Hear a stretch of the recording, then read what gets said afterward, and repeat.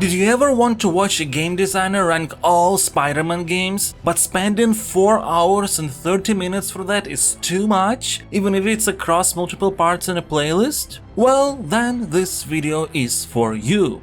The only thing you need to know is that the Stanislav system used for scoring is explained in the pinned comment, and for the purposes of clarity, we're only counting games where Spider-Man is central to the experience and doesn't just appear as an Easter egg or part of a huge Marvel roster. Let's begin! 1982 Spider-Man is fine enough for a first ever Spider-Man game, 47. Questprobe Spider-Man is a text adventure that makes absolutely no sense, 25. The Amazing Spider-Man and Captain America in Doctor Doom's Revenge is pretty but barely playable, 20. The Amazing Spider-Man for personal computers is clunky and doesn't have any relation to Spider-Man. The health meter is cool though, 35. Huge input delay and poor level design makes it difficult to enjoy The Amazing Spider-Man for Game Boy, 23. Spider-Man vs. the Kingpin for Master System and Game Gear might not have input delay, but the rest is still poor, 31. Spider-Man vs. the Kingpin for Sega Genesis is only marginally better, 36. The Spider-Man arcade game is shallow but fun and has some pretty epic set pieces, 67. Return of the Sinister 6 for NES can be enjoyable enough for hardcore fans, 43. The Master System and Game Gear ports of Return of the Sinister 6 might look better, but play worse, 30. The Amazing Spider-Man 2 for Game Boy has wonderful level design direction, but is pretty clunky to control, 51.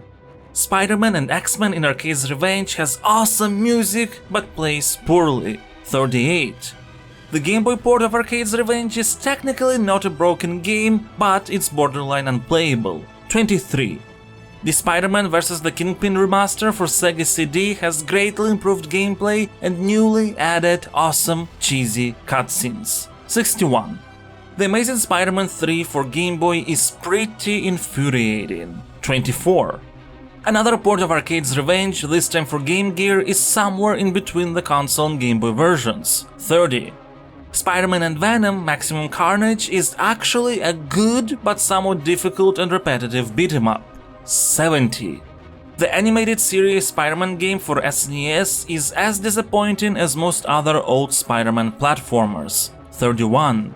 The Sega Genesis version is actually a different game, but not any better, 25. Venom and Spider-Man Separation Anxiety has co-op, but nothing else that made Maximum Carnage good, 35. The Japanese exclusive Lethal Foes looks amazing and controls well, but has bad level design and a very stingy timer, 35. The Sinister 6 is interesting because it pushes you to make choices just like Peter would be in the comics, and has an enjoyable story, but as an adventure game is fairly average, 51. The best thing about Web of Fire is probably the fact that practically nobody has played it as it was released for the failed Sega 32X add-on, 28. The first 3D Spider-Man game stays true to the character and his comic book roots, and is smartly built around its somewhat clunky mechanics so it would still stay fun, enjoyable and replayable throughout. Surf the Web, 78. Spider-Man for Game Boy Color plays fine, but labyrinthine level design becomes its downfall, 54. Enter Electro is too ambitious of a sequel for the platform it was released on. It has interesting ideas, but it doesn't play as well as its predecessor, 58. I don't know why Mysterious Menace was received so well back in the day. Had high expectations from its 84 Metacritic score, but the Stanislav rating is going to be 39. The Sinister 6 at times might feel a bit basic, but is fun and overall a huge improvement over the first Game Boy Color game, 65. Spider-Man the movie is the 2000 Spider-Man game on steroids in terms of gameplay, but not as consistent in terms of its storytelling, 78. The Xbox version has 2 unique levels, but they don't make the game better, and I would even say versions without them flow better, still 78. Spider-Man for GBA has a pretty impressive 3D bonus mission mode, but otherwise is an average platformer, 43. The first ever Java Spider-Man game is nothing special, 34. The PC Spider-Man 2 movie game is not great, but it's also not as bad as you'd expect. At least the controls are responsive and it tries to be creative. 36. It's incredibly fun to just aimlessly swing through New York in the console Spider-Man 2 movie game using its innovative physics-based swinging system, but the mechanics break apart as soon as you need precision, and the rest of the game doesn't have much to offer either. It's incredibly innovative and important for the franchise's history, but… 57. Spider-Man 2 for DS has the same issues as multiple other Spider-Man platformers. 32. Spider-Man 2 for GBA has transformed the bonus level mode from the previous game into a technically impressive but otherwise boring open-world navigation between good levels that you have to complete with clunky mechanics. 52. Spider-Man 2 for N-Gage didn't manage to make it a system seller. 34. As far as activity centers go, the one for Spider-Man 2 is far from the worst. 40. New York Rooftops is a fine collection of mobile minigames. 51. Spider-Man vs. Doc Ock is another fine collection of mobile minigames. 52. Spider-Man 2 Pinball is pinball. 45. Spider-Man 2 for PSP is a hastily made but surprisingly enjoyable continuation of Spider-Man the Movie console game and has better boss battles and level design than the console version of Spider-Man 2. Nothing innovative, but pretty fun. 61. As of this moment, it's impossible to play New York Subway, no score, rest in peace. And it's also impossible to find and play The Hero Returns, also rest in peace. Ultimate Spider-Man might not allow you to be as creative in your swinging style as Spider-Man 2 did, but thanks to far more consistent mechanics that provide a much bigger degree of control, it's actually far more enjoyable to play and master. Great writing and playable Venom don't hurt either. 87. Ultimate Spider-Man for DS is a bit shallow but pretty fun to play, and Venom's touch controls are actually fine. 71. The GBA version is different but can be described similarly. 65. The Java Ultimate Spider-Man has an interesting asynchronous competition concept, but nothing more. 34. Spider-Man Battle for New York for DS is a poor man's DS Ultimate Spider-Man. 46. Battle for New York for GBA is a poor man's GBA Ultimate Spider-Man. 41. Web-Slinger is a surprisingly addicting sort of rhythm game. 59. Spider-Man 3 is… Help!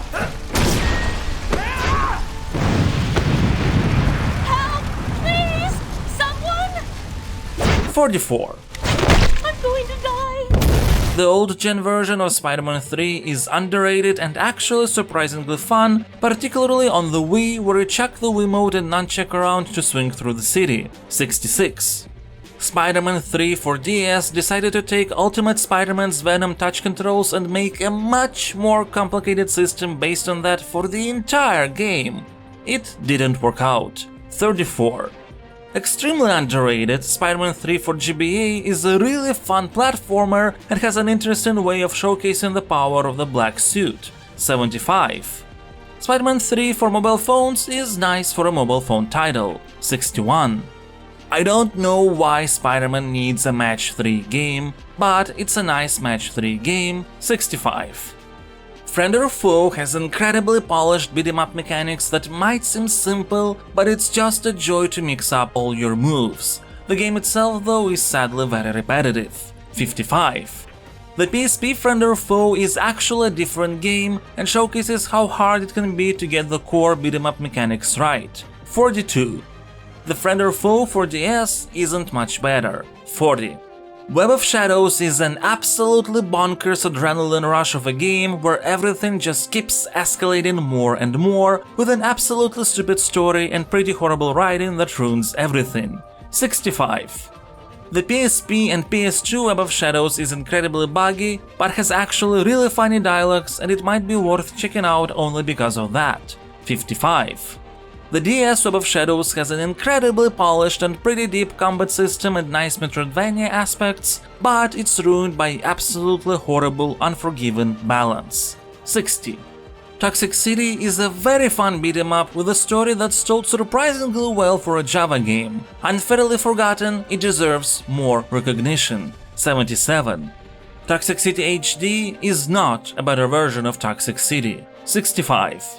Total Mayhem is an adequate game. 47. Spider-Man Shattered Dimensions is creative, fun, has amazing levels, polished gameplay, great writing, witty humor, and is proof that a Spider-Man game doesn't need realistic web swinging to be fantastic. 90. Shattered Dimensions for DS fixed every issue of Web of Shadows, letting its absolutely amazing combat system truly shine. 82. Spider-Man Edge of Time is a sequel to Shattered Dimensions that's pretty much nothing like it. 35. Edge of Time for Wii and 3DS is not as boring to look at, but otherwise is not better. 40. Edge of Time for DS is poor man's Shattered Dimensions for DS. 37. The Amazing Spider-Man movie tie-in is as incredibly epic and cinematic as it is incredibly shallow gameplay-wise, but the structure still holds it together well. 59. The Wii and 3DS ports of The Amazing Spider-Man remove the open-world structure that made the original work. Just a series of missions makes the shallow gameplay stand out. 39. The Amazing Spider-Man for DS is literally made up of random, procedurally generated levels. 32.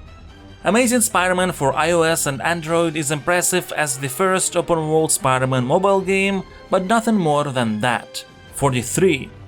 The Java Amazing Spider-Man is a nicer interpretation of Toxic City, but not as polished. 59.